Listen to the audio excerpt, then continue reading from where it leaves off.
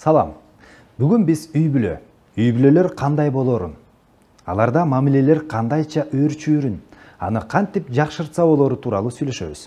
Ошондой эле үй бүлө кандайча кураларын жана эмне үчүн ала качууга жана мажбурлап никеге турууга жол берилбей тургандыгын талкуулайбыз. Үй бүлөдө адамдар никеден, тууганчылыктан, бала асыроодон келип чыккан укуктар жана милдеттер менен бет келишет. Үй бүлө коомдун пайдубалы экендигин көп жолу укканбыз. Кыргыз Республикасынын үй бүлө кодекси да ушул сөз менен башталат. Анда никеге туруудан, мамиледен, бала баккан же асырап алгандан келип чыккан укуктар жана милдеттер менен байланышкан адамдарды үй бүлө деп атайт. Башкача айтканда, үй бүлө бул аялы жана күйөөсү, өздөрүнүн же асырап алынган балдары, ошондой эле чоң ата, чоң энеси жана башка жакын туугандары. Алардын бардыгы бир үйдө чогуу жашай алышат, же өзүнчө жашашат. Үй бүлө ата энеси жана бир же эки баласы бар чакан болушу мүмкүн, же чоң ата, чоң энеси жана башка туугандары, ата энесинин бир туугандары үй бүлөдө жашаганда чоң болушу мүмкүн. Үй бүлөдө ата эненин бирөө атасы же апасы болушу мүмкүн. Кээде балдарды чоң ата, чоң энеси же башка туугандары гана тарбиялаган да учурлар бар. Үй бүлөлөр ар кандай жана алардын бардыгы сый урматка татыктуу. Үй бүлөм деп кимди айтат элеңиз? Ойлонуп көргүлөчү. Бош убактыңызда үй бүлөңүздүн санжырасын жазууга аракет кылып көрүңүз. Мунун аркасында сиз жакындарыңыз жөнүндө көптөгөн кызыктуу жана жаңы нерселерди үйрөнөсүз. Балким үй бүлө көбүнчө ар кандай кызыкчылыктары жана мүнөздөрү менен айырмаланган адамдарды башын бириктирерин байкайсың. Айрымдары бири-бири менен тил табыша албайт, бирок өзүлөрүн үй бүлө деп эсептешет. Сиздин оюңуз боюнча, үй бүлөдөгү адамдарды эмне бириктирет?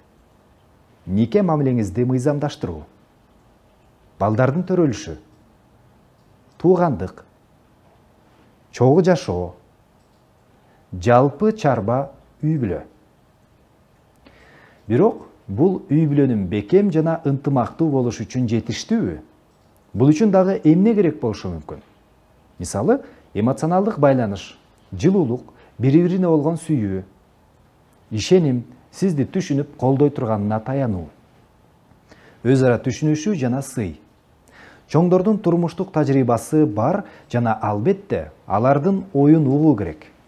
Бирок чоңдор дагы баланын инсандыгын, анын оюн, кызыгуусун жана каалоосун урматташы керек.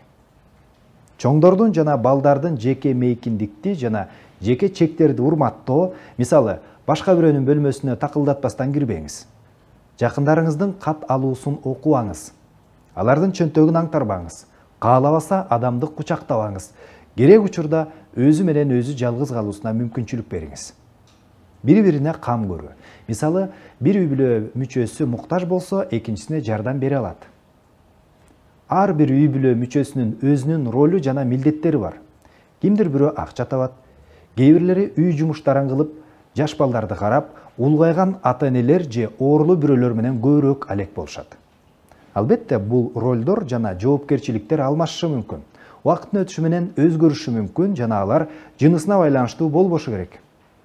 Ата эне экөө тең бирдей акча таба алат же үй жумуштарын жасай алат. Ушул нерселердин бардыгы бири-бири менен айкалышып, адамдардын тобун үй бүлө кылат. Талаш тартыштар жана чыр-чатактар ар бир үй бүлөдө, балдар менен ата энелердин ортосунда, балдардын ортосунда, ата энелердин ортосунда, ата эне менен чоң эне ортосунда болот. Бул дээрлик табигый көрүнүш. Эң башкысы, талаш тартыштардын аркасында адамдар бири-бирин урматтаганга үйрөнүп, кийин өкүнүп калбагандай болушу керек.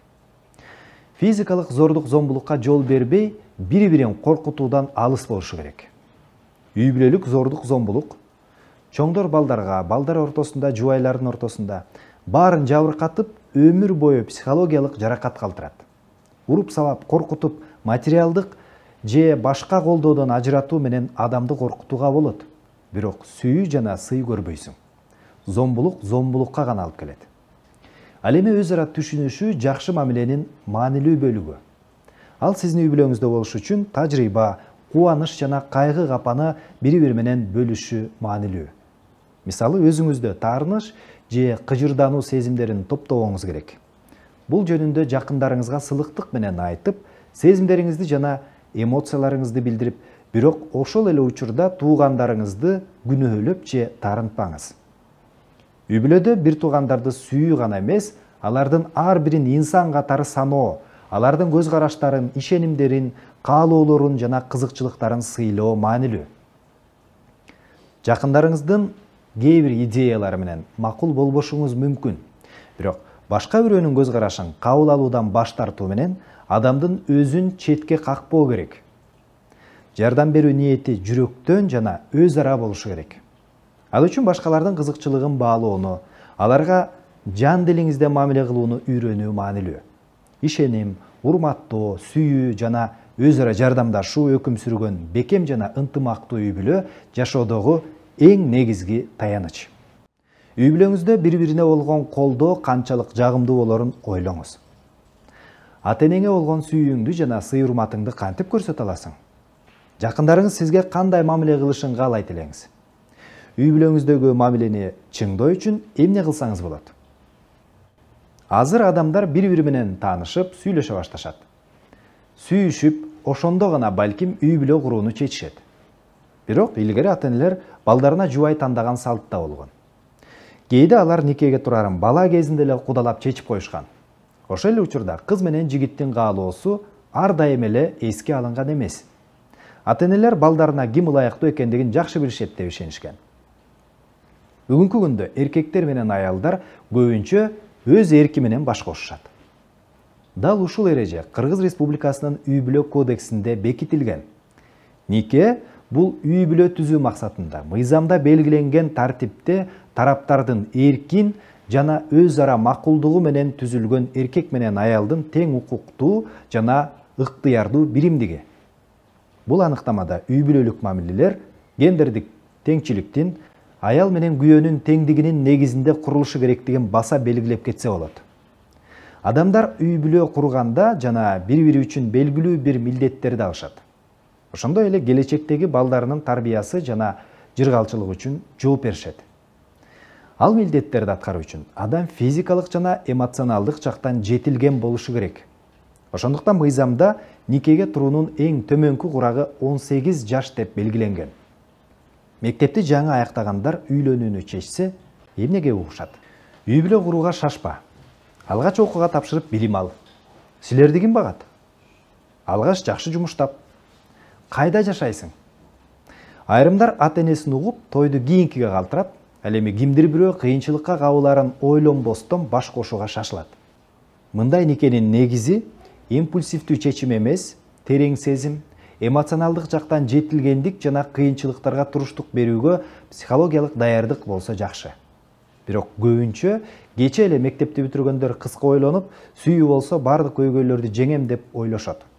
Бирок ысык сезимдер тез эле муздап, күнүмдүк кыйынчылыктарга чыдабай ажырашып кетишүүдө.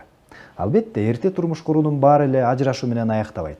Анын үстүнө үй бүлөлүк жашоонун оош кыйышы жетилген куракта баш кошкондордо да болушу мүмкүн. Бирок жаш курагында адамдар өтө эмоционалдуу болушат. Көп нерселерге жеткилери келет. Бирок турмуштук тажрыйбасы жетишсиз. Демек, көңүл калуулар чоңдордукуна караганда көп болот.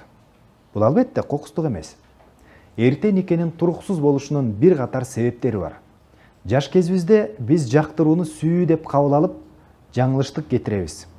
Турмуштук тажрыйбанын жоктугунан жарыбыздын кемчилигин байкабай, сүйүктүүбүз менен көп учурда тил табыша албайбыз. Бекем мамиле психологиялык даярдыкты талап кылат. Ал эми дени сак балдардын төрөлүшү үчүн организм физиологиялык жактан жетилиши керек. Бул талаптар кыздарда 20-22 жашта, жигиттерде бир аз кечирээк калыптанат. Кээде үйлөнүү же күйөөгө тийүү менен ата-эненин камкордугунан чыгып, өз алдынча жашоого аракет кылышат. Бул стратегия тагдыр чечүүнүн туура эмес жолу. Чоңойгондо да ата-энесинин көмөгү жок жашоо баардын эле колунан келе бербейт. Сүйүүгө мас болуп, романтикалык мамиленин кучагында жүрүп, үй бүлө бул сүйүктүүңүз менен дайым бирге болуу эле эмес. Күнүмдүк көйгөйлөрдү өз алдыбызча чечишибиз керектигин түшүнбөй калабыз. Жаңы үйлөнгөндөр үчүн эң кыйын суроолордун бири турак жай. Жаштар көбүнчө ата-энеси менен чогуу жашашат. Бирок бул ар бир эле түгөй көтөрө албачу оор сыноо болушу мүмкүн. Жубайлардын ата-энелери жана кайын журту менен мамиле түзүү көп учурда кыйын. Бул үчүн бардык тарап ниетти оңдоп, сылык, чыдамдуу болуп, эмоцияларын башкара билип, талаш-тартыш кырдаалын конфликтсиз чечүүсү керек. Адатта жаш үй бүлөнүн чакан үй бүлөлүк бюджети болот. Ата-энелердин колунан келип жардам берсе жакшы. Бирок өз үй бүлөңүздү ата-энеңиздин эсебинен багуудан мурун жок дегенде экономикалык көз карандысыз болгонуңуз жакшы да. Үй бүлөңүздү багып, ошол эле учурда колледжде, кесиптик же жогорку окуу жайда билим алуу оңой эмес.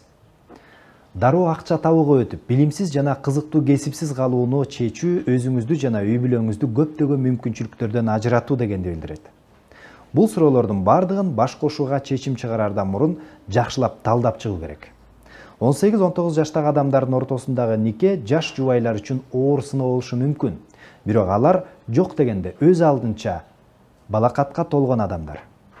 Ал эми балдардын же өспүрүмдөрдүн никеси, башкача айтканда 18 жашка толо электер менен түзүлгөн нике бул тилекке каршы ала качып келген же кудалашып баш кошкон көптөгөн жаш кыздар туш болгон чыныгы трагедия. Балдарды мажбурлап никеге тургузуу глобалдык көйгөй. Алар көбүнчө Африка менен Азияда кездешет. 2008-жылы көптөгөн өлкөлөр Йемендеги Нужут Али аттуу 10 жаштагы кыз жөнүндө жазышкан. Ал өзү шаардык сотко жол таап, атасы аялдыкка берген 39 жаштагы күйөөсү менен ажырашууну талап кылган. Ушул сыяктуу окуялар коомдо ачуулануу жана нааразычылыкты жаратат. Бирок тилекке каршы Кыргызстанда өспүрүм кыздарды мажбурлап никеге тургузуу дагы эле кездешет. Жогоруда айтылгандай, биздин мамлекетте мыйзамга ылайык 18 жаштан баштап гана никеге турууга болот. Жашы жете электер үчүн жарандык да, диний жол менен да никеге турууга тыюу салынат. Башкача айтканда, ЗАГС бөлүмүндө бала же өспүрүм менен никеге каттоого же никеге турууга дин жолу менен никеге кыюуга болбойт. Ага карабастан, жашы жете элек кыздарды мыйзамды аттап өтүп күйөөгө берип кор кылган учурлар аз эмес. Көпчүлүк учурда эрте турмушка чыккан кыздар организми толук жетиле электеле боюна өтүп бала төрөшөт. Мындан улам кош бойлуулук жана төрөт учурундагы кесепеттер кыздын жана жаңы төрөлгөн ымыркайдын өлүмүнө алып келиши мүмкүн. Ошондой эле 18 жашка чейинки кыздардын жаңы төрөлгөн баласынын бою жана салмагы улуураак курактагылардыкынан алда канча төмөн болот. Өспүрүм курактагы нике кызга анын ден соолугуна жана жыргалчылыгына гана эмес, бүтүндөй коомго өтө чоң зыян келтирет. Кыздарды балалыктан, билим алуудан жана жумуштан ажыратуу менен эрте турмушка чыгуу өлкөнүн учурдагы жана келечектеги экономикалык жана социалдык жыргалчылыгына доо кетирет. Жашы жете элек кыздар менен никеге туруунун көпчүлүгү күч менен болот. Кээде кыздары ата-энесин камсыздап же үй бүлөнүн материалдык абалын жакшыртуу максатында күйөөгө беришет. Ошон үчүн колуктуң үчүн калыңын берүү адатка айланган. Бирок көпчүлүк кыздарды күйөө ала же анын туугандары ала качып алышат. Тилекке каршы мындай тажрыйба Кыргызстанда дагы деле бар. Жашы жете элегин, жашы жеткенин деле ала качышат. Ала качуу жана никеге мажбурлоо Кыргызстандын мыйзамдарына ылайык кылмыш жоопкерчилигине кирет. Кыргыз Республикасынын кылмыш жаза кодексинде адамдарды өз эркине каршы алып качкандыгы үчүн 5 жылга чейин эркинен ажыратуу каралган. Ал эми жашы жете элек кызды ала качса 7 жылга чейин. Ошол эле учурда ала качуу үчүн мындай жазаны чоңдор гана эмес, 14 жаштан жогорку өспүрүмдөр да ала алышат. Эгерде жашы жете элек кызды никеге тургузса, анда никесин кыйган молдо, бойго жеткен күйөө ала жана анын ата-энеси 3 жылдан 5 жылга чейин эркинен ажыратылышы мүмкүн. Анткени менен айрымдар ала качып, үй бүлө курууну мындай деп акташат. Үйлөнүү тою алдындагы каада салттар калың жана той өткөрүү өтө кымбат. Эгерде кыз 15-16 жашта болсо, күйөөсү аялына тиле алчаактык жана жардам берүү сезимин ойготушу оңой. Кыздын эмес, эркектин тандоосу маанилүү. Илгертен бери кыз ала качуу салтка айланган. Жигит кызды аябай жакшы көрөт жана ала качуудан кийин анын аялы болууга макул болот деп үмүттөнөт. Ушул сөздөргө кандай карарыңызды ойлонуп көрсөңүз. Сиздин оюңузча, бул кызды ала качуунун себеби болушу мүмкүнбү? Жакшы бирөөгө туш келдиң балам. Ой, жакшы көнүп кетесиң балам. Кое берип койгула. Биздин бала менен жакшылап таанышып алсаң, ал зыңкыйган жигит аркасынан чуркап жетпей жүргөндөр канча? Мектеп окуучумун түшүнүп койгулачы. Мектепти да бүтө элекмин мен.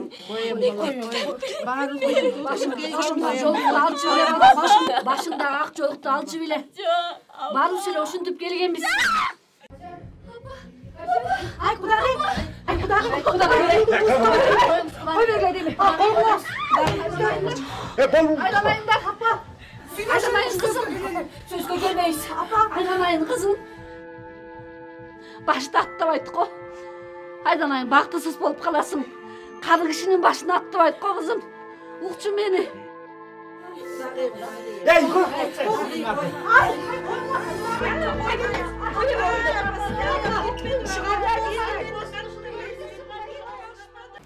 Келгиле, кызды күчкө салып ала качып алганда эмнелер болуп кетерин карап көрөлү. Ал башка бирөөнүн үйүндө кармалып, үй бүлөсү же достору менен сүйлөшүүгө тыюу салынат. Кызды никеге макул болууга мажбурлоо максатында орой мамиле жасап, психологиялык кысымга алып коркутушу мүмкүн. Кыздын кетип калуу мүмкүнчүлүгүн жоготуу үчүн сексуалдык же физикалык зомбулук кылынышы мүмкүн.